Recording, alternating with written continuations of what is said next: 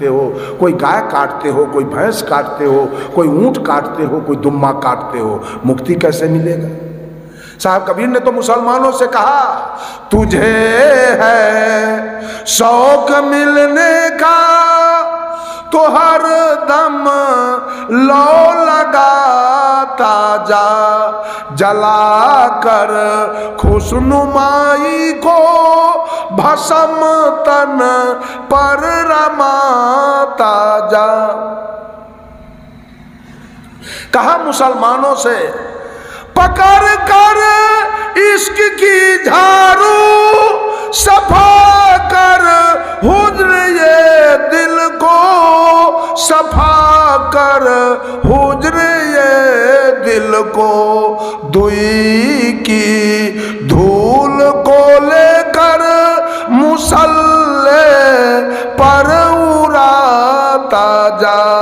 तुझे है शौक मिलने का तो हर दम लो लगाता जा। दूसरे कड़ी में कहते हैं,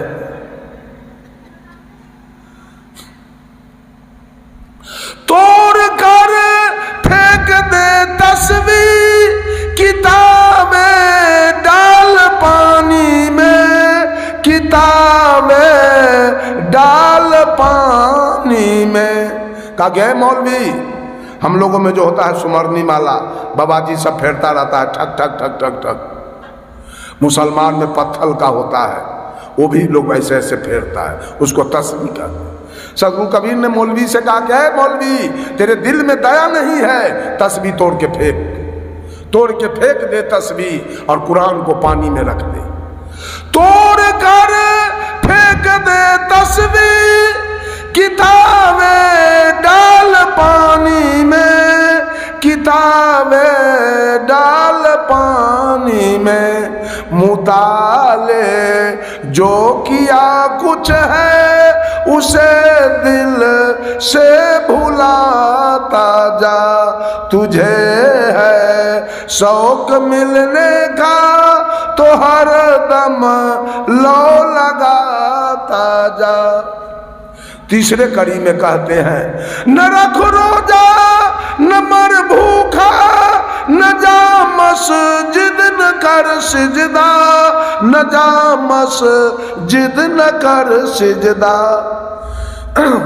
न रख रोजा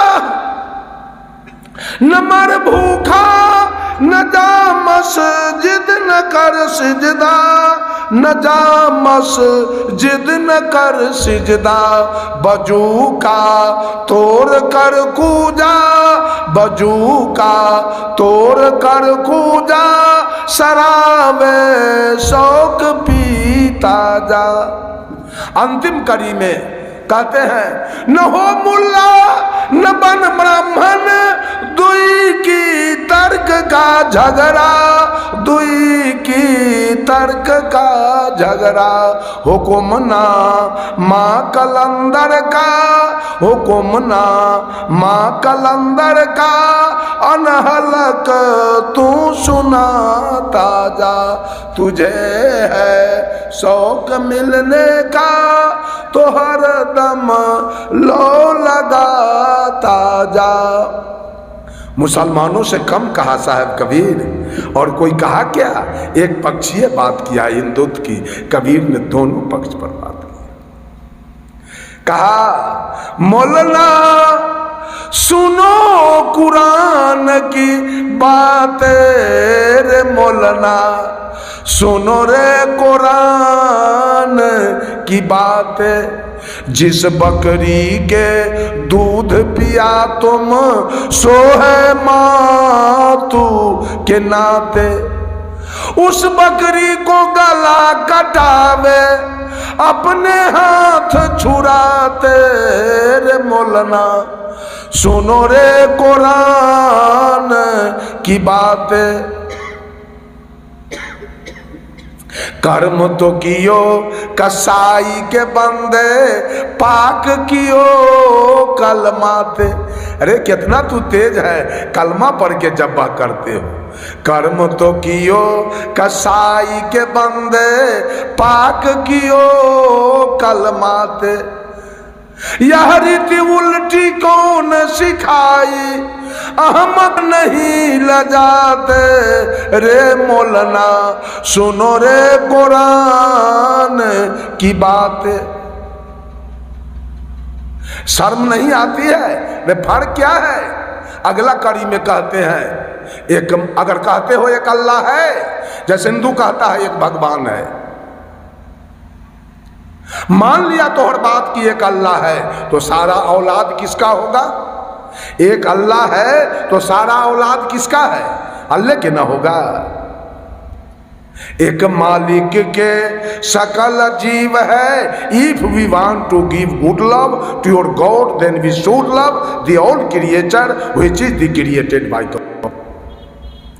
और भगवान है तो सारा औलाद उसी का है। अब उसको मार के खाते हो, भगवान के औलाद के मार के खाते हो, अब भगवान को अगरबत्ती दिखाते हो।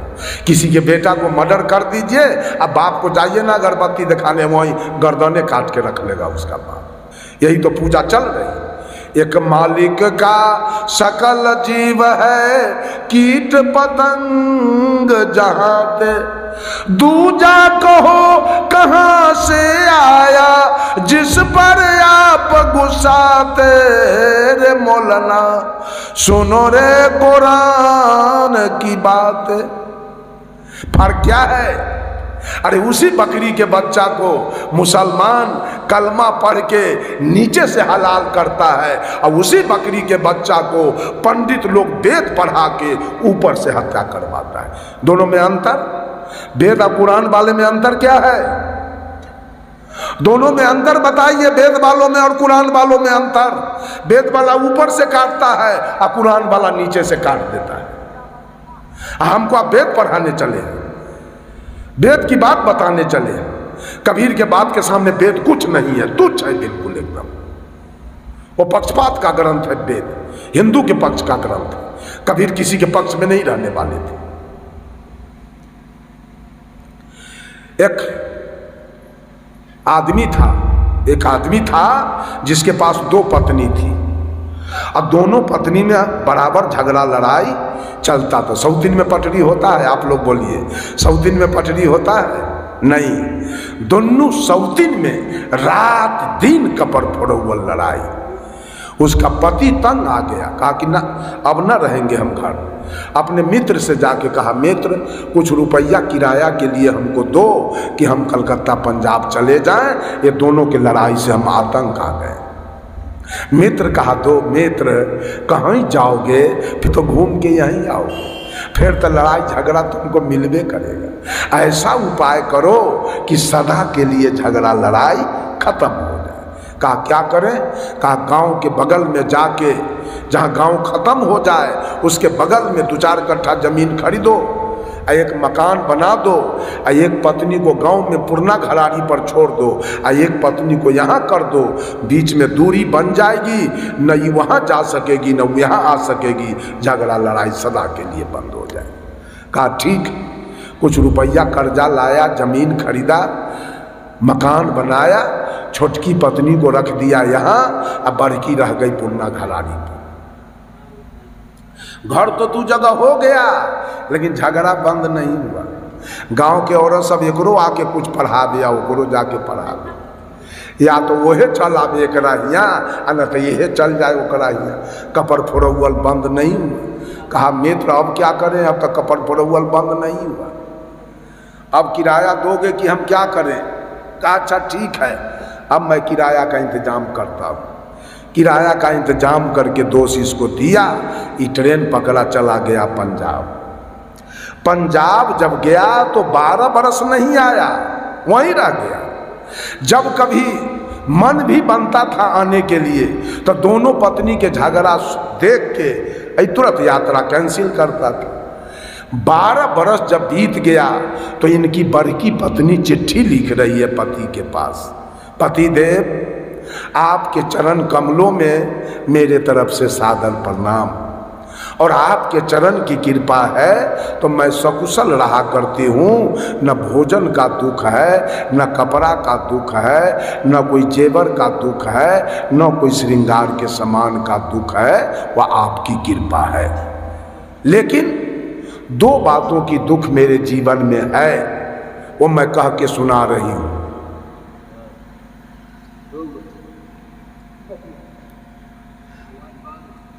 दो बातों की दुख मेरे जीवन में है। वो क्या है? जब मैं दिन में सब काम करने के बाद भोजन करने के लिए बैठती हूँ तो पति देव आपका याद आता है। मैं अभी भोजन कर रही हूँ और मेरे पति कल कारखाना से काम करके अभी भूखे प्यासे आए होंगे तो उनको अभी भोजन बना के कौन दिया हो। एक दुख।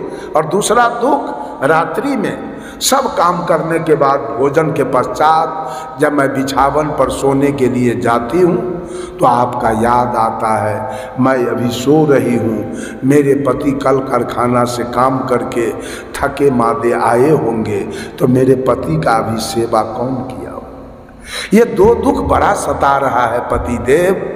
मेरे बातों से दुख न हो तो आगे फागुन का महीना आ रहा है, होली का दिन, 2-4 दिन के लिए आ जाना, दर्शन देना, पुनः वापस हो जाना।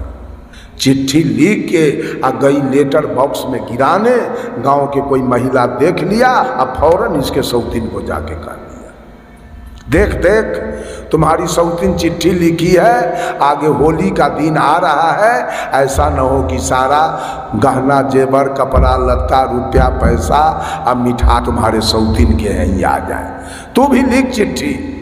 कल हो के छोटकी लिख रही है चिट्ठी। इसके लिखने का तरीका देखिए, लिख रही है क्या जी, 12 बरस से पंजाब में घूम रहे हो, होटल में जाके मुर्गा भात खाते हो, मुंह में पान चबाते हो, सिनेमा हॉल में जाते हो और रोड पर गुलछर्रा खूब उड़ाते हो। कुछ याद है 12 बरस से हमारी जिंदगी कैसे कट रही है? सुन लेना, मैं चिट्ठी भेज रही हूँ, आगे होली का दिन आ रहा है, उसमें आपको निश्चित रूप से आना है, बाय फोर्सली आना है। और चिट्ठी लिख रही है, चिट्ठी में लिख रही है, सुन लेना, मैं चिट्ठी भेज रही हूँ, चिट्ठी के अंदर एक सूची भेज रही हूँ और उसमें लिख रही है मेरे लिए साड़ी, पेटीकोट, ब्लाउज, नथिया, बाली, लॉकेट, पायल, क्या क्या औरत का श्रृंगार का जेवर और सामान होता है, सब का नाम लिख देती है सूची पर। और अंत में लिख रही है, याद रखना जिस दिन सामान लेके आओगे तो इस सूची का सच्ची प्रतिलिपि मेरे पास रहेगा, मैं अपने प्रतिलिपि से मिलाऊंगी, एक भी सामान अगर कमी आया, एक भी सामान अगर घटिया आया तो एक भी झाड़ू धरती पर नहीं पड़ेगा। लिख दिया चिट्ठी। चिट्ठी गया, डाक प्यून इसके हाथ में दिया, बेचारा पढ़ा, इसको दीने में तरेगन दिखाई देने लगा। बड़की के चिट्ठी पढ़ के तो गदगद हो गया खुशी से, और छोटकी पत्नी का चिट्ठी जब मिला तो दीन में तरेगन देख रहा है। डर के मारे डेरा से रुपया लिया, गया दुकानदार को चिट्ठी दिखाया, देखिए जी सही सही सामान सब हमको दे दीजिए, ऐसा न हो कि घटिया सामान दीजिए, कम दीजिए तो सारा झाड़ू हमारा पीछे पड़ लगे। दुकानदार देख लिया चिट्ठी और सारा A to Z सामान बढ़िया बढ़िया इसको दे दिया। इस डेरा पर आया, पॉलीथीन में से सामान निकाला, अटैची में रखा, 2 अटैची सामान भर गया। स्टेशन गया, टिकट कटाया, गाड़ी में बैठ गया, जाके अपने घर के निकट स्टेशन पर उतरा। वहाँ से 2-3 किलोमीटर इसका घर था। फागुन के महीना कुछ गर्मी आ जाती है, धूप होता है, उस समय कोई रिक्शा टमटम नहीं था स्टेशन पर। बेचारा दोनों हाथ में अटैची उठाया और कहा 2 किलोमीटर तो हम पैदल भी चले जाएंगे। चल दिया वहाँ से। अटैची भारी था, पसीना आ गया। जब गांव के निकट आया तो गांव के कोई महिला इसको आते हुए देख लिया। देखा तो इसको बड़ी पत्नी से जाके कह दिया, देखो जी तुम्हारे दूल्हा आ रहे हैं। बड़की पत्नी से जाके कहा कि तुम्हारे दुल्हा आ रहे हैं। बड़की पत्नी तो समर्पित है पति के साथ, वो दौड़ती है पति के नाम सुनकर, आती है पहले पति को पैर छू के प्रणाम करती है, दोनों हाथ से अटैची ले लेती है। आगे आगे पति देव चल रहे हैं, पीछे से वो महिला चल। आते आते वो महिला अपने घर पर गई, पूर्णा घरानी घर पर गई, और कितना ईमानदार है, दोनों अटैची दरवाजे पर रख दिया।